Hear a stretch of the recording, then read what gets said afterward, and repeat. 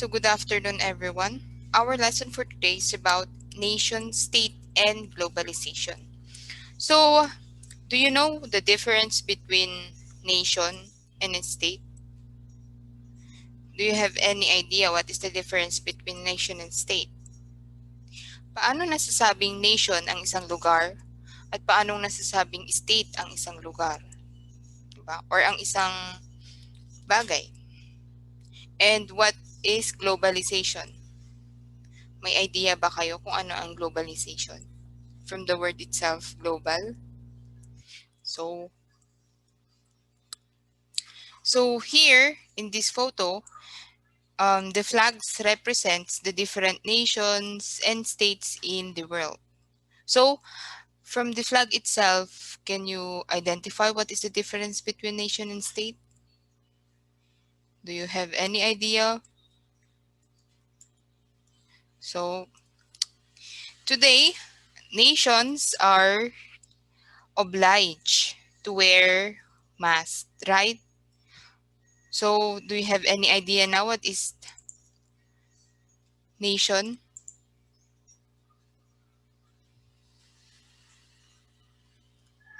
Wala pa rin.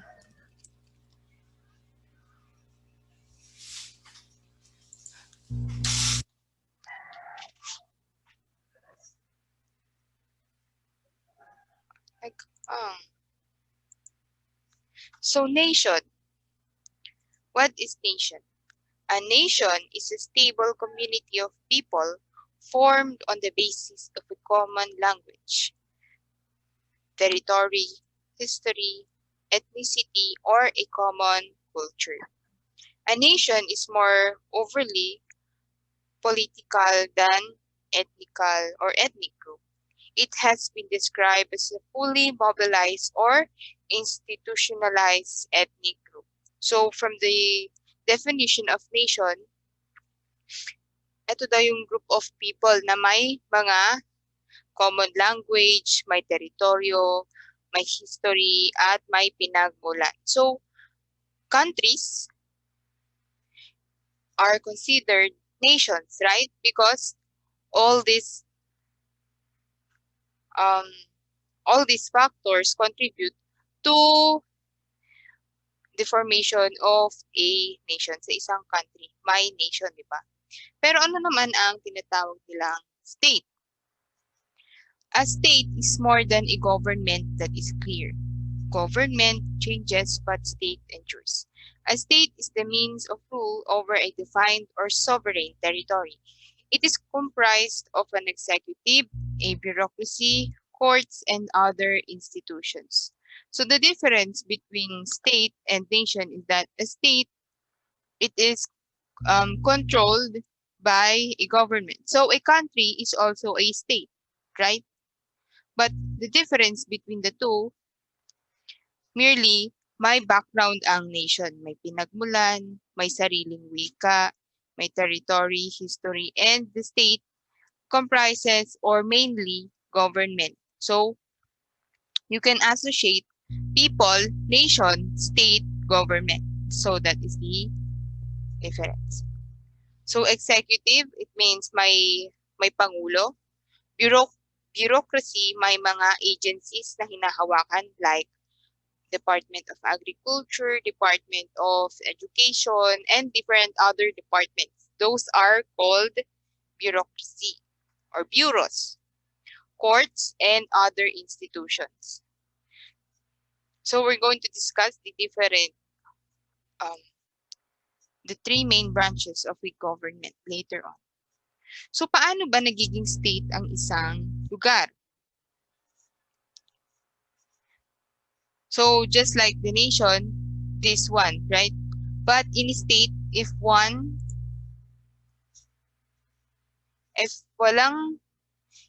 of these things ay wala, hindi siya matatawag na state.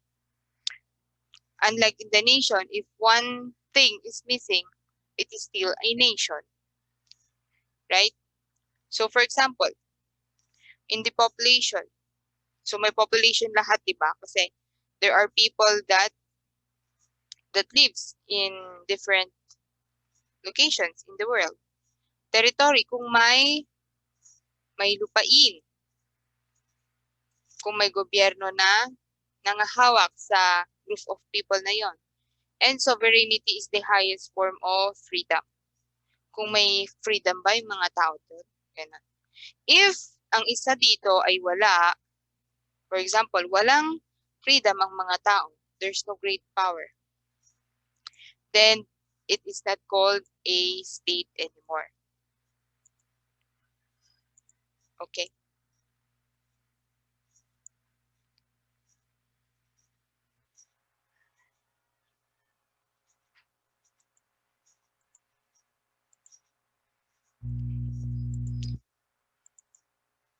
So, what is population? You already know what is population, right?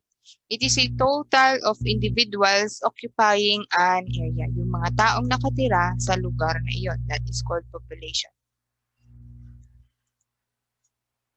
So, this is the latest data about the Philippine population. We're on 110 million people dito sa Pilipinas. Sa Pilipinas lang yun, ha? Iba pa yung mga Pilipinong nakatira sa ibang bansa. Territory. It is the area that controlled by the government. So, ang Pilipinas ay may specific na range ng territory. So, ano ba yung mga iba't ibang teritoryo ng Pilipinas? So, according to the Constitution, according to the 1987 Constitution of the Republic of the Philippines, Article 1, this is right after the preamble. Article 1, National Territory. The national territory comprises the Philippine archipelago, with all the islands and water embraced therein, and all other territories over which the Philippines has sovereign or jurisdiction, consisting of its terrestrial, fluvial, and aerial domains, including its territorial sea, the seabed, and the subsoil, the insular sleeves, and other submarine areas. The water around, between, and connecting the islands of the archipelago, regardless of their breadth and dimension, form parts of the internal water of the Philippines. So, ang dami kong sinabi, di ba? So, isa-isahin natin. So, ang Pilipinas daw ay, ang teritoryo niya ay lupa at tubig. Kasi, Philippines is an archipelago. Di ba? So, kasama dun ang terrestrial, nasa himpapawid. Yan, fluvial and aerial domain. Kung nasa tapat ng Pilipinas ang sky na yon, area yon ng Pilipinas. Ganon. At yung nasa ilalim ng tubig. The sea, the seabed, and the subsoil. O the submarine areas. Lahat ng mga, halimbawa, yung isda nakatira siya sa area ng Pilipinas. Kung nasa teritoryo natin ang isda na yun, pag-aari yun ng Pilipinas. So here, the archipelagic principle of territoriality. An archipelago is defined as a sea or part of a sea stud with the islands, other synonymous with island groups, or as a large group of islands in an extensive body of water such as sea.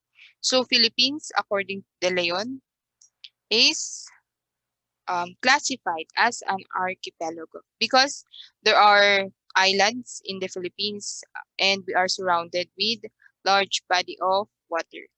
Yan lang yung sinasabi niya.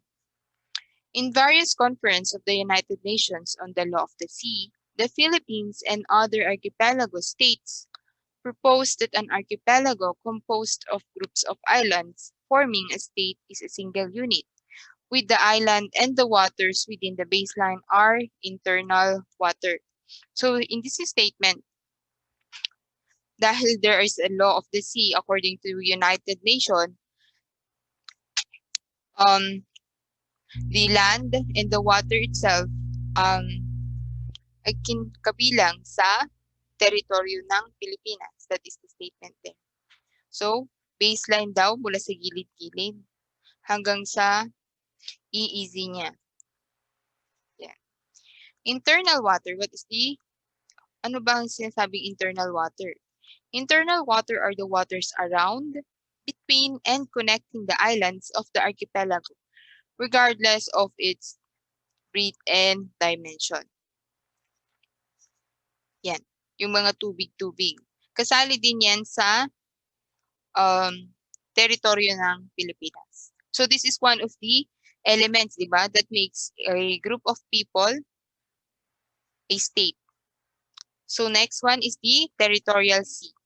The belt of the sea located between the coastal state on the hand and high seas on the other, extending up to 12 nautical miles from the low water mark. So this is, so from the baseline daw of the gilid-gilid ng lupa natin, there is a 12 nautical mile, maybe this one. Yeah. So yan. Then meron pang extended EEZ na tinatawag nila. This one, exclusive economic zone, or we call this one EEZ. Body of water extending up to 200 nautical mile with the state may sovereign rights to explore, exploit, conserve, and manage the natural resources. So here is the 200 nautical mile na. Because, so ang sinasabi dito, the state has the right to explore, exploit, conserve, and manage. So dahil kasali ito sa teritoryo natin, the EEZ, we have the right to, kung ano man ang gawin natin doon, we have the right to impose laws, how to protect this, the things that are included in our territory. But there is this issue, right? There's a certain island that countries are having issues about the Sabah ba yun? Yeah, there is this certain island before. The Scarborough. Yeah, the Scarborough dito. As you can see, the Scarborough is part of the EEZ of the Philippines. But then China on the other hand, inaangkin niya, though Scarborough is part of the EEZ of the Philippines. So because of that, the Philippines is fighting against China about this territory. Kasi kabilang naman siya sa EEZ natin. But then China is exploring it. But then the government is not doing anything right now because our president is a friend of China. Next element for a group of people to be called as a state is a government. So lahat naman ng nations may government, right? So a government is the group of people that makes a rules or laws and control the country. So ito yung mga taong gumagawa, nag-i-implement ng mga batas at kumokontrol sa isang bansa. So here in the Philippines, we have three main branches of the government, diba? The executive, the legislative, and the judiciary. So ano ba ang pagkakaiba ng tatlong ito? So in the first branch of the government is the executive. The executive branch is composed of the president and the vice president, who are elected by direct popular vote and serve a term of 6 years. The Constitution grants the president authority to appoint his cabinet, and these departments form a large portion of country's bureaucracy. So, ang executive ay binubuo ng presidente, vice presidente, at ang kanyang mga gabinete. Ang mga gabinete or the cabinet members are the secretaries na tinatawag. Because the secretaries are the head of the different departments. Ito yan. What are the departments here in the Philippines? The DPWH, the Department of Agriculture, Department of Agrarian Reform, DepEd, Department of Education, and many more. So, lahat mga issues or lahat mga may concerns about the nation building ay may mga departments. And the head of each department is called senators, okay? So, our president is no other than Duterte, Rodrigo Duterte. Then, our vice president is Leni Robredo. So, these are the Duterte's cabinet member. So, are you familiar with these faces? Palagi nating nakikita to sa mga TV. When there's concerns about certain things, sila yung mga ini-interview ng TV. Ng mga nag-i-interview. For example, if before, we always see Leonor Briones sa mga interviews about education because she is the Secretary of Department of Education. Ito naman, si Sal Panelo. Siya ang tagapagsalita ng Pangulo. Presidential spokesperson. Yan. Siya yung nagsasalita minsan pag may concerns about sa Pangulo kasi nga siya ang presidential spokesperson. So this one is the Department of Agriculture. Si Emmanuel Piñol.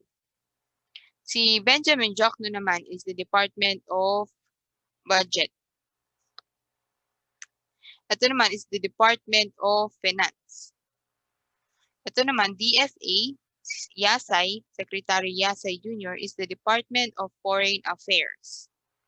Ito naman is the Department of Justice. That's why it is headed by an attorney because, yeah. This one naman, si Bello, nakikita din natin siya sa TV.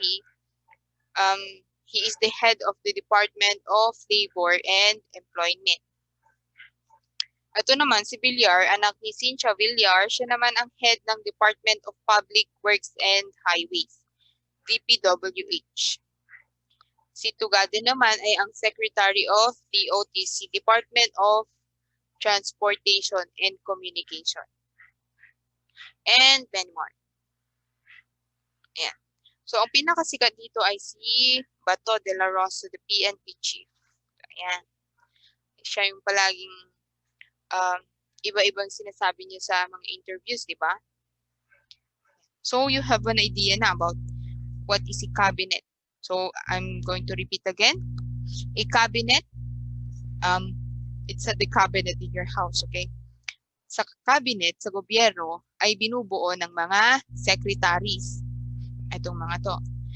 They are the heads of the different departments sa executive branch. So, nasa executive pa rin tayo, okay? Let's go back here. So, it says that the president and the vice president only serves 6 years. 6 years lang silang manunungkulan dito sa kanilang position. And they are not allowed to be re-elected. Hindi pwedeng maulit ang presidente and vice president. So, these are the next branch. So, do you have any idea about this branch? This is the legislative department. So, what is legislative? What are the things under legislative department? The Congress of the Philippines or the Filipino Kongreso ng Pilipinas is the national legislature of the Philippines. It is a bicameral body consisting of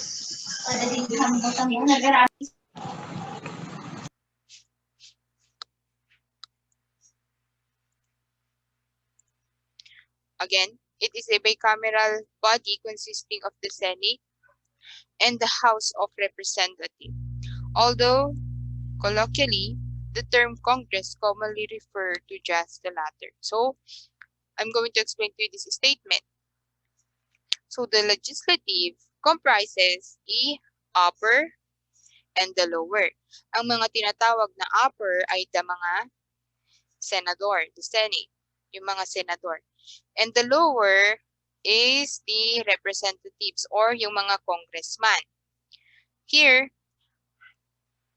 upper and lower chamber are called Congress of the Philippines. But then, commonly, ang tinatawag lang na Congress minsan ay the lower representative. Why? Because they are called congressmen, di ba? Yeah.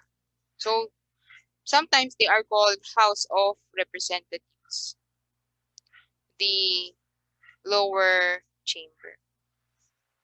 So, ano ba ang mga ginagawa ng mga nasa legislative department? Sila yung mga nag nagpro-propose ng mga laws, ganon. Sila yung mga nagsusulat ng mga batas, sila yung nagpro-propose kung anong magandang maging batas, sila ang nag-a-approve ng mga sinulat ng mga um, kapwa nila nasa legislative department, ganon. So later on, we're going to discuss the three branches of the government briefly. So, iisa-isahin natin kung ano ba talaga ang nilalaman ng tatlong branches na yun. The next department in the government is the judiciary. The judicial power is vested in the Supreme Court of the Philippines and the lower court established by the law. The Supreme Court, which has Chief Justice as its head and 14 associate justices, occupies the highest tier of judiciary. The justice serves the justice, which is the people here, serve until the age of 70. So the highest court is called the Supreme Court. So lahat ng mga korte dito sa Pilipinas ay under sa judiciary branch ng gobyerno. So here, locally, we have Metropolitan Trial Court, Municipal Trial Court, Municipal Trial Courts in cities, Circuit Trial Court, and the Sharia Circuit Court. This one is the Court of Muslims kasi there are certain pagkakaiba ng laws dito sa mga Muslims. So they have this specific court. Yan. So if the conflict is not resolved under the municipal level, itataas ngayon yung case mo sa regional trial court. So kapag hindi pa rin at masyadong mabigat yung kaso mo, itataas na naman yan until, yeah. So, depende sa grave or sa degree ng kaso mo, ang process ng ganito. Okay? So, the last one, this is the last one. We've already discussed territory, the government, and the next one is the sovereignty. Ano ba ang sovereignty? A sovereignty is the full right and power of a governing body over itself without any interference from outside sources or bodies. In political theory, sovereignty is a substantive term designating supreme legitimate authority over some polity. In international law, sovereignty is the exercise of power by a state. So, sovereignty is yung pagiging independence ng isang bansa na walang kumokontrol na bansa over a certain country and the freedom of the people to express themselves. That is the sovereignty, the highest form of freedom. Yes? So here is a clip art, I guess. Sovereignty matters. Honor the treaties. Treaties are the kasunduan ng mga bansa, di ba? That's why if there are conflicts inside or within a country, because of treaties, hindi na nangingialam yung ibang bansa doon sa problema ng ibang bansa. Unless that certain country with a problem asked for help sa other bansa. That is called treaty. And that is part of having sovereignty, independence, and yeah. So, from all, parang may nakalimutan.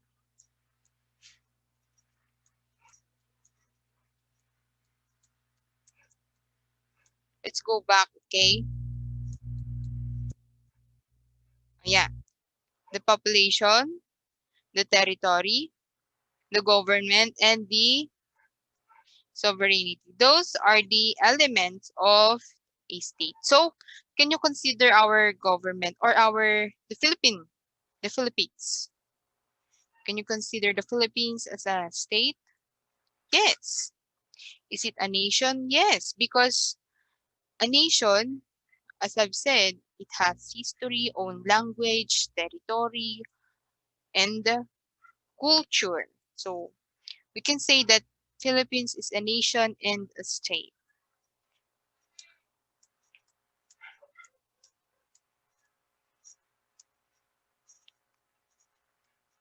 So, what do we mean by globalization? Ano ang connect ng nations and states sa globalization? Pero ano nga ba ang globalization, di ba? Globalization is the word used to describe the growing interdependence of the world's economies, cultures, and populations brought about by cross-border trade in goods and services, technology, and flows of investment, people, and information.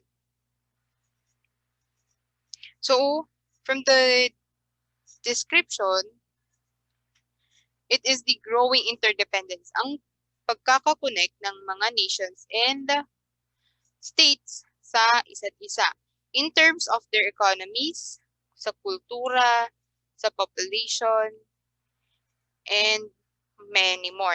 Ito, and many more. So, meaning cross-border, yung pagtitrade, pag paggalaw ng mga tao, paggalaw ng mga produkto, and pati yung kultura gumagalaw na din kasi cultures are being adopted now by other nations, di ba? Just like Philippines.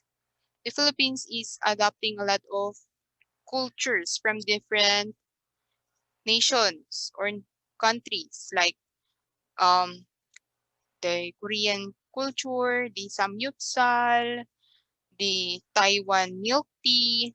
Did you know that milk tea is from Taiwan? Just like that.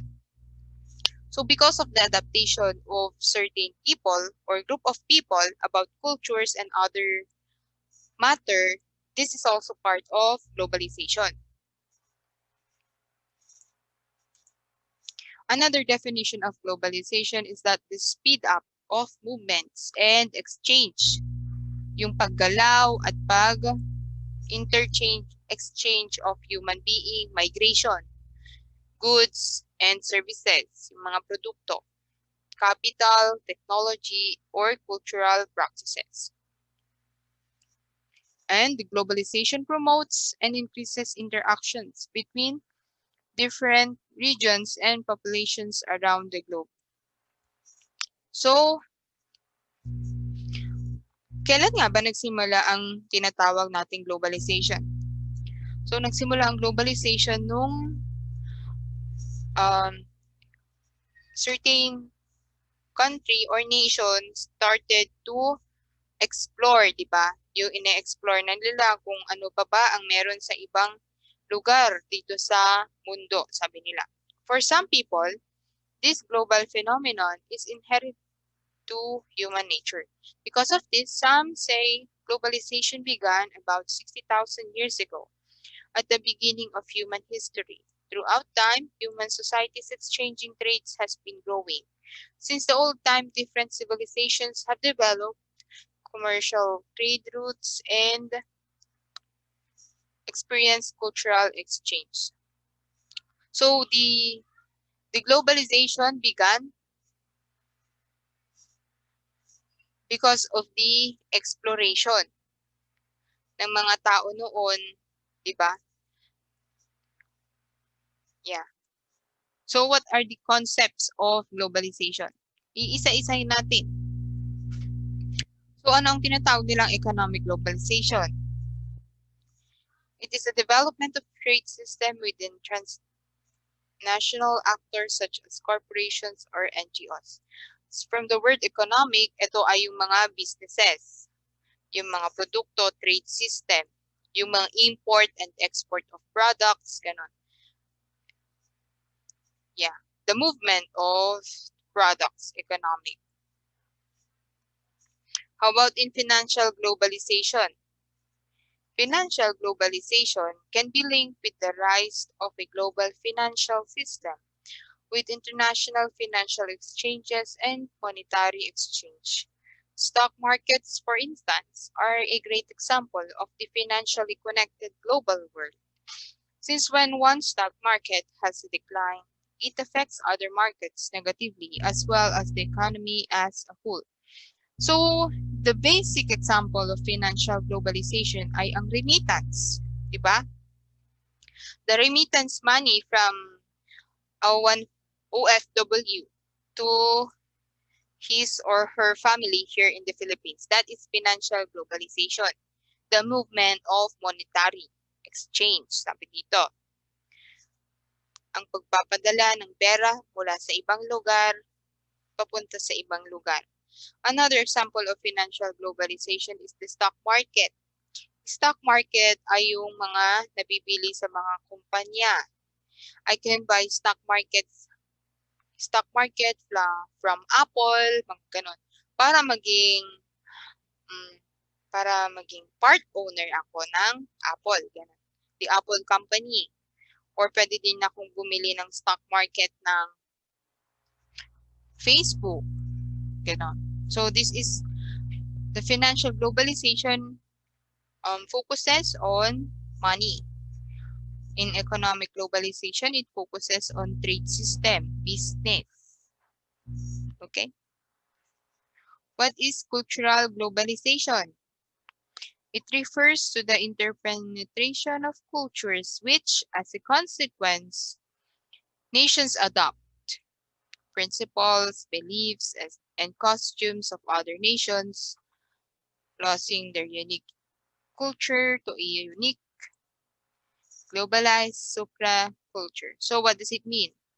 Yung the adoption of cultures of one country from one country. Yung sinabi ko nga kanina, just like what's happening right now, the Philippines is adopting the culture of Korean. We are very inclined with K-dramas. We are very inclined with drinking soju, the samyupsal. What else? Even the anime, right? Or anime is from Japan. So the K-drama. So, under cultural globalization, naa-adapt ng mga tao ang iba't ibang kultura ng ibang mga bansa, pati mga lengguwahe minsan. So, just put in your mind that globalization is basically, it is a movement. Yan. Para mas maintindihan yung globalization movement to. Movement ng mga ng pera, ng produkto, ng tao, ng kultura. That is the main definition of globalization. Next, political globalization. The development and growing influence of international organizations such as the UN, the United Nations, the WHO, the World Health Organization means governmental actions takes place at an international level. So, we may have sovereignty, the independence of nations, but there is also interactions between nations, right? And there is a common organization between these nations. Like this one, the United Nation. The United Nation, from the meaning of itself, it unites the nation. Diba? So, lahat ng mga bansa kasali dyan because they talk about sustainable developments, pagpapaunlad ng pag-solve ng mga problema ng mundo, and also with World Health Organization. So because of pandemic, these organizations are doing a lot of things, coordinating with countries, especially those countries that are actually developing the vaccine right now. to solve the current problem of the world or of the globe, which is the COVID-19. So, under political globalization, it is the interaction of the nations naman in solving problems of the globe. So, another, from aside from pandemic, diba?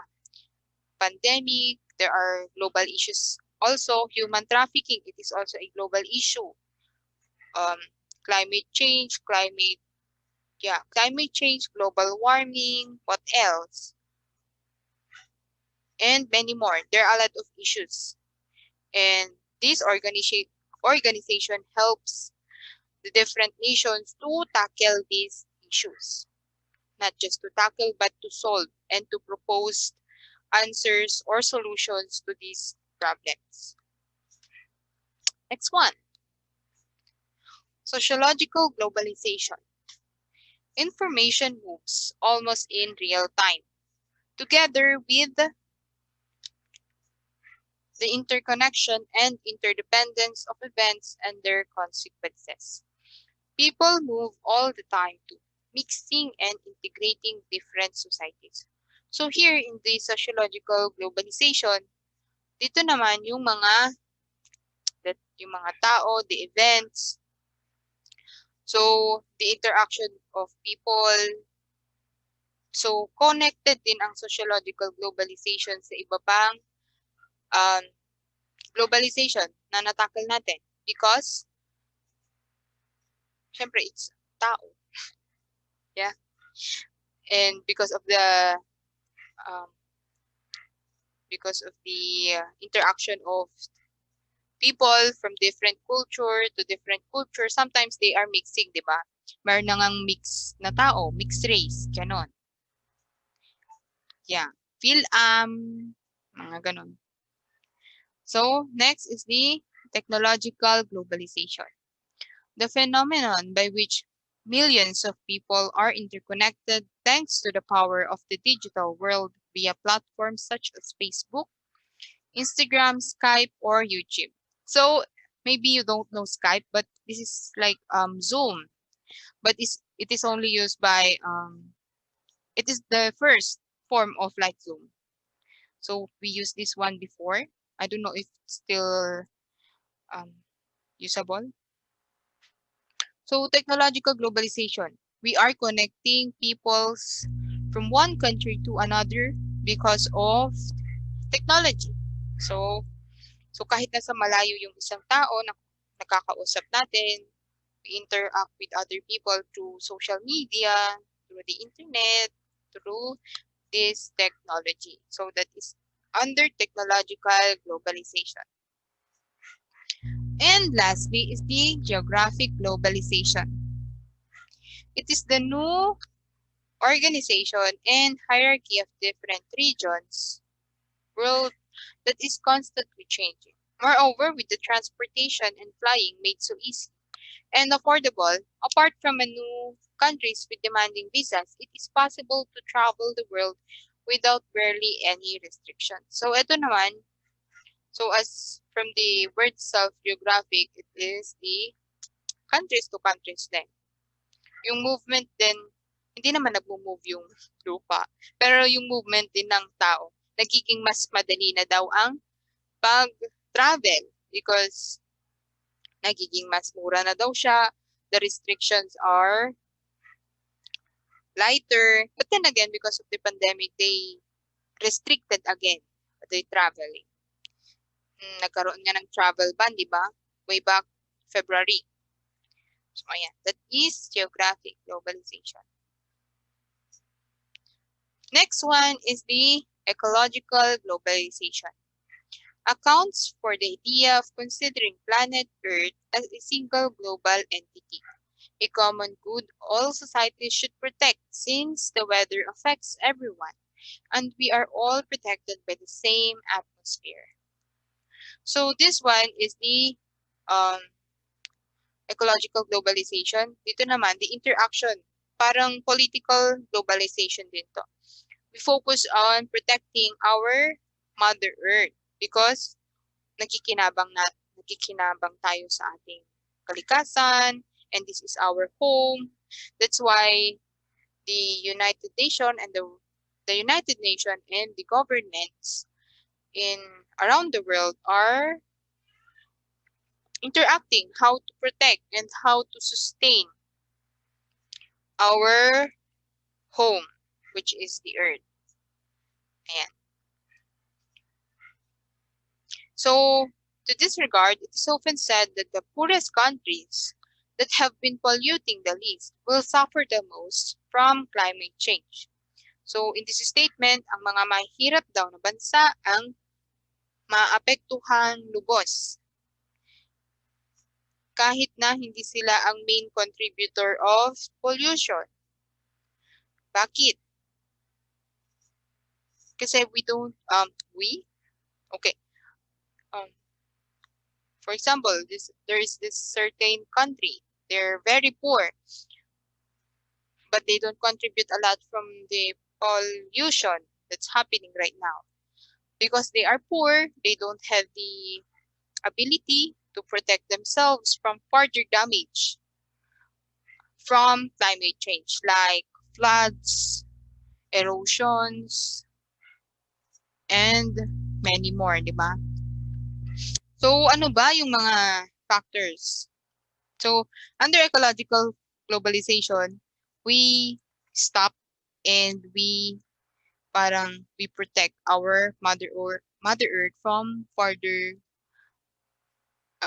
things like worst case scenario. Dahil kaya nga meron ng mga sustainable development plans. May mga reforestation programs, madami ng mga produktong naglalabasan to reduce plastic waste, and many more, di ba?